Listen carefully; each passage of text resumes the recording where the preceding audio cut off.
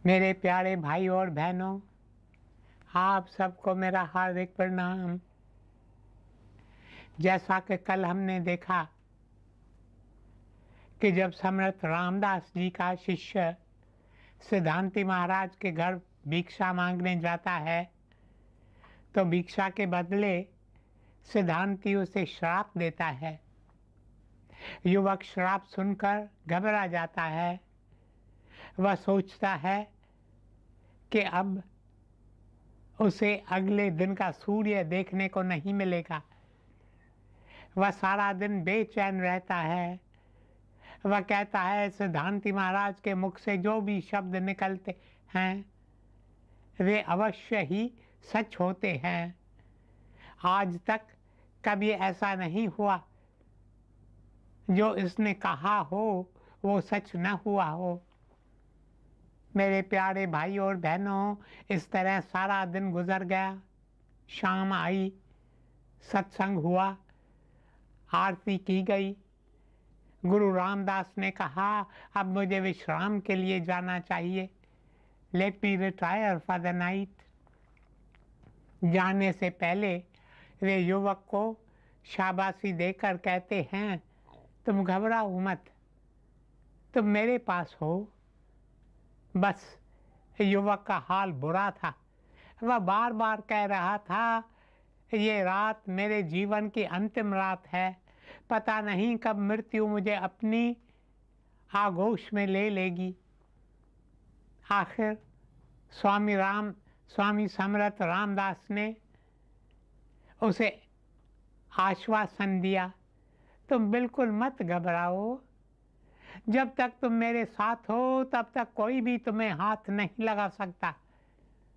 तुम एक काम करो, मैं लेट जाता हूँ।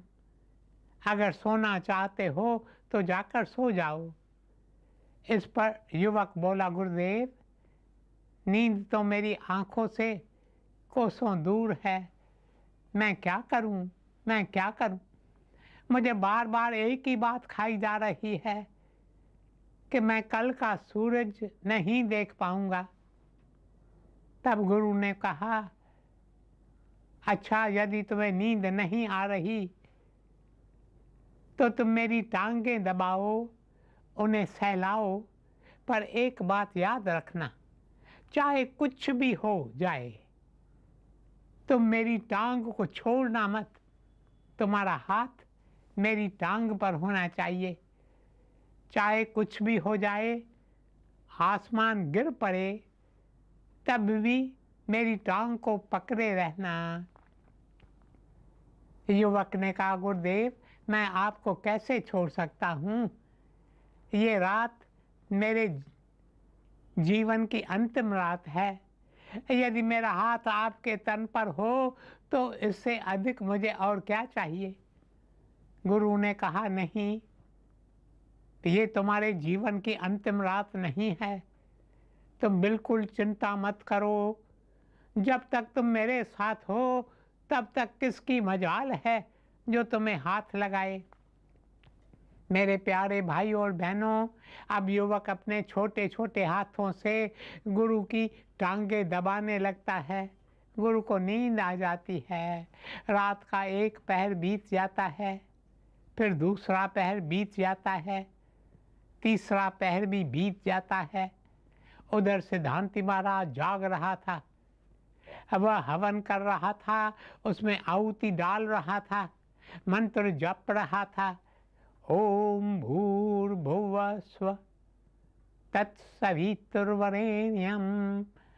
भर्गो देवस्य धीमहि धियो यो न प्रचोदयात्।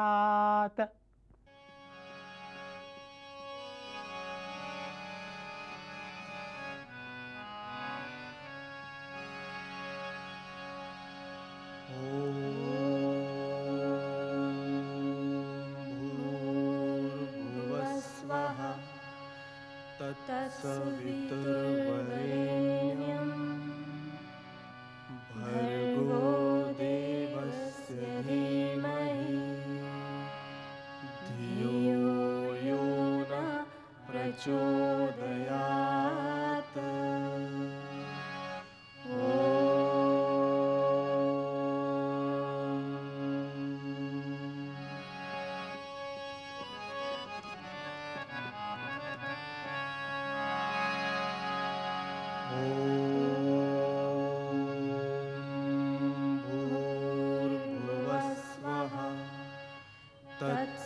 पितुर्वरेण्यं भर्गो देवस्य धीमहि धियो यो नः प्रचोदयात्।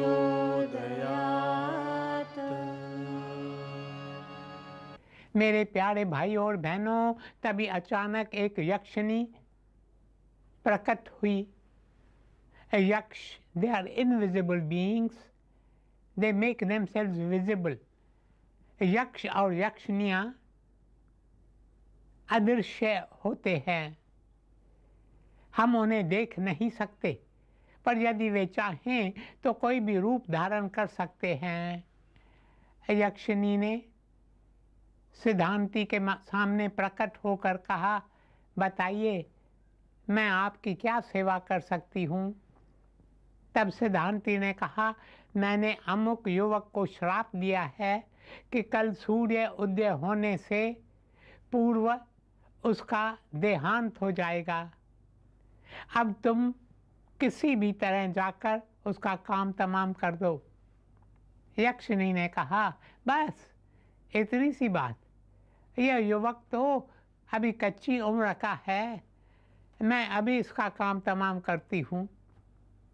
उसने तुरंत अपनी आंखें मूंद लीं। उसे सारी बात का पता चल गया कि समर्थ रामदास जी महाराष्ट्र से वाराणसी आए हैं और अमुक युवक उन्हीं के साथ आया हुआ है। वे सब हनुमान घाट पर ठहरे हुए हैं। वह तुरंत वहाँ पहुँच जाती है।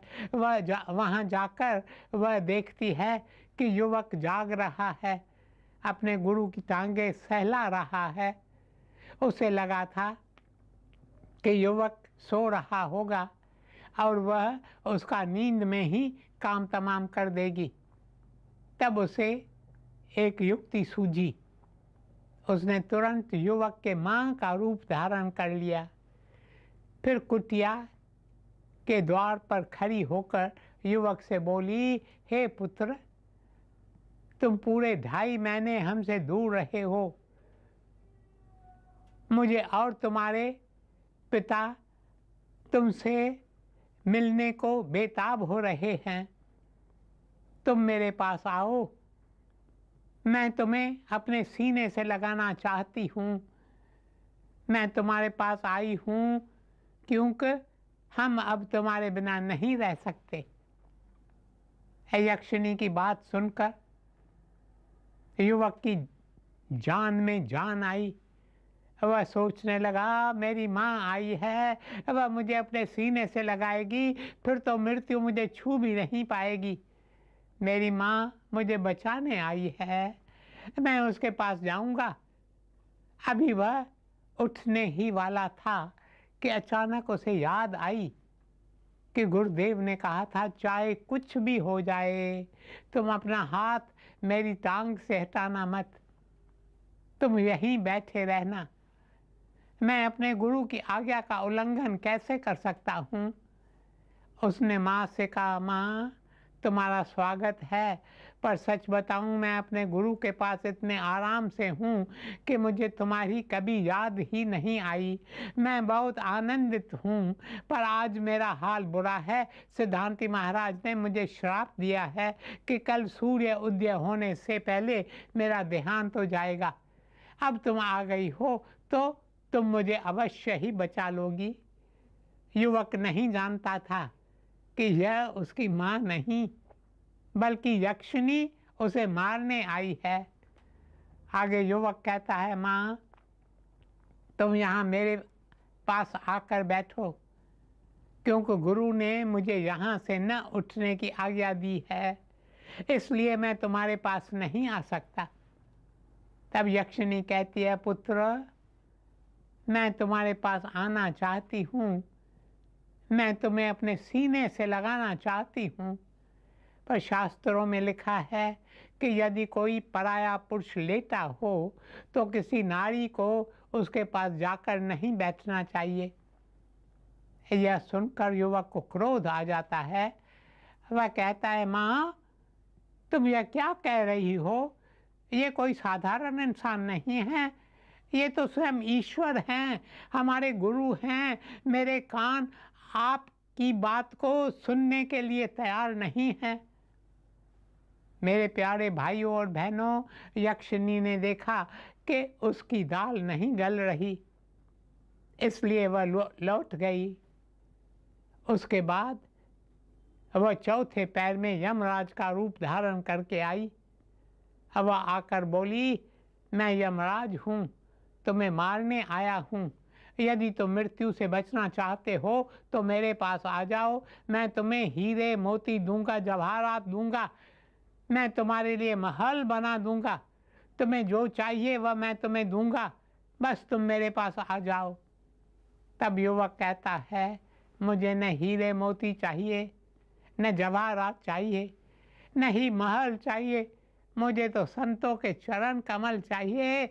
मैं संत के श्री चरणों को छोड़कर कहीं नहीं जाऊंगा। यक्षिनी युवक को ललचाने की खूब कोशिश करती है, पर उसकी एक नहीं चलती। ऐसा करते करते सूर्य उदय हो जाता है। गुरु तो अभी भी तो सो रहे थे, पर युवक समझ गया कि गुरु सो नहीं रहे हैं, वे समाधि में हैं, क्योंकि गुरु कभी भी इतनी देर तक नहीं सोते थे। जब सूर्य चढ़ आया तब गुरु जागे और उन्होंने युवक से पूछा, सूर्य उदय हुआ है या नहीं?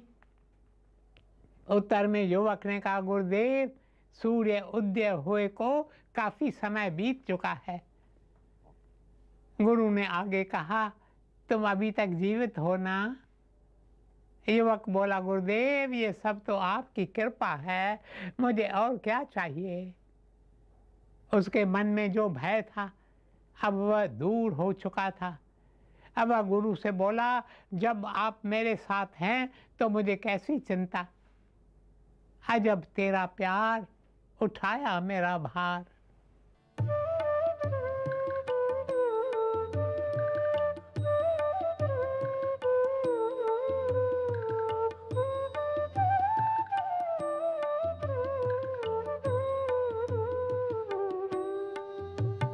अजब प्यार तेरा लिया मेरा भार, अजब प्यार तेरा लिया मेरा भार।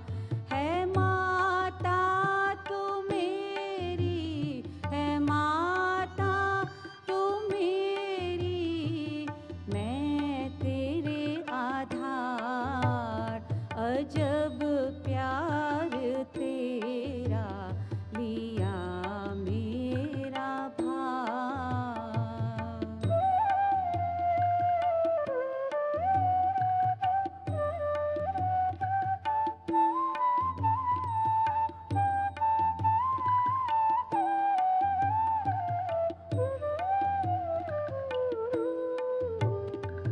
चांद पर जैसे है आशिक चकोर, मेरे मन का है तू ही मुकुट मोर।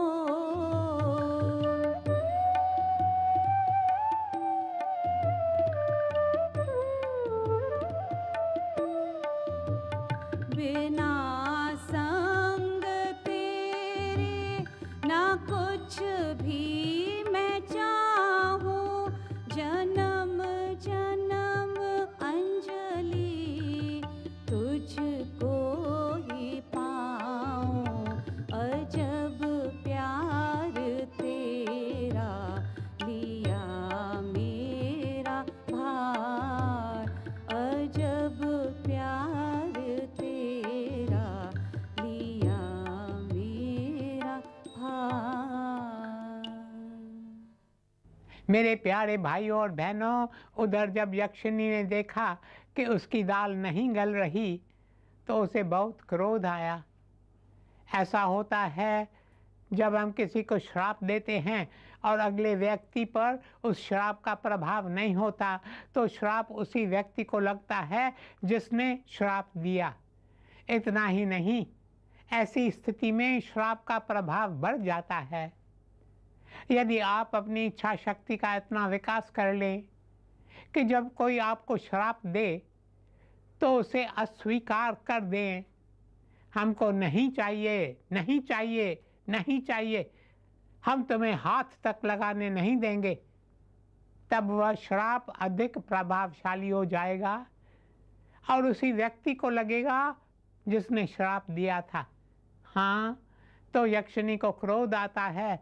वह सिद्धांति महाराज के पास लौट आती है और कहती है, तुम जानते हो कि तुमने मुझे किसके पास भेजा? तुमने मुझे स्वामी समर्थ रामदास, जो एक महान संत हैं, who has attained to enlightenment, उनके पास भेजा। आज से हम यक्ष तुम्हारे किसी भी आह्वान का उत्तर नहीं देंगे और जो श्राप तुमने इस युवक को दिया है अब वह तुम्हें ही लगेगा। यक्षिणी ने जब ये शब्द कहे तो सिद्धांति का सारा शरीर काला पड़ गया। यह देखकर वह चकित रह गया।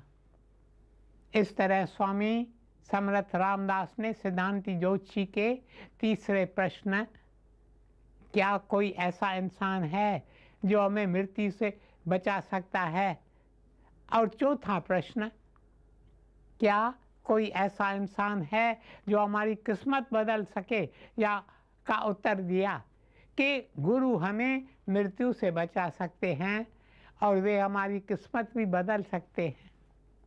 मेरे प्यारे भाइयों और बहनों, उधर जब स्वामी समर्थ रामदास जी उठे तो उन्होंने युवक से कहा, अब तुम कमंडल उठाओ और भिक्षा मांगने जाओ, पर पहले सीधे उसी के घर में जाना जिसके घर कल तुम गए थे, जहाँ तुम्हें श्राप मिला था। यह सुनकर बेचारा युवक घबरा गया। वह बोला, गुरुदेव गुरुदेव गुरुदेव, आप फिर मुझे वहाँ भेज रहे हैं। समर्थ रामदास जी ने कहा, पुत्र तुम चिंता मत करो, आज जब वहाँ जाओगे तो तुम्हें खूब सारा अनाज मिलेगा, तुम जो मांगोगे वह तुम्हें मिलेगा। युवक फिर से बोला, गुरुदेव गुरुदेव गुरुदेव, मुझे वहाँ जाने से डर लग रहा है। युवक बेचारा सोच रहा था कि वह किसी तरह एक श्राप से बच गया है। अब कहीं दोबारा उसे कोई ऐसा श्राप मिले जिससे बचना मुश्किल हो, तब क्या होगा। मेरे प्यारे भाइयों और बहनों, तब गुरु ने कहा, तुम वहाँ जाओ, आज वह तुम्हारा बहुत सम्मान करेगा। युवक जाता है और देखता है कि सिद्धांति का बुरा हाल है। सिद्धांति उससे पूछता है, यदि मैं तुम्हारे गुरु के पास चलूँ तो क्या वे मुझे आने देंगे, या जो मैंने किया है उसका फल मुझे भुगतना होगा।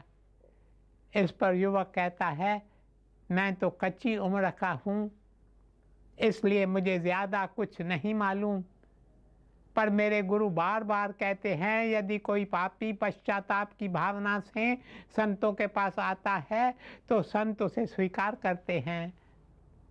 सिद्धांति महाराज युवक के साथ चल पड़ता है।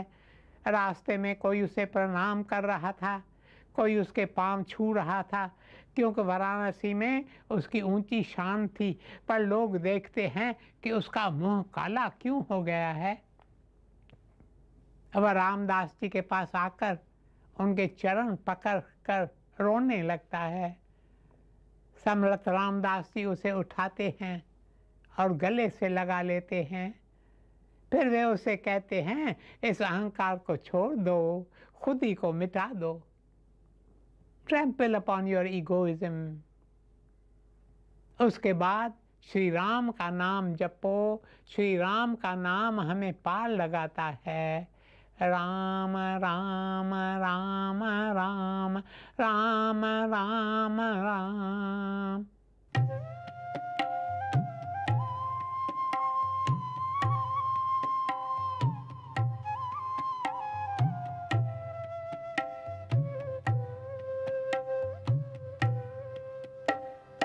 राम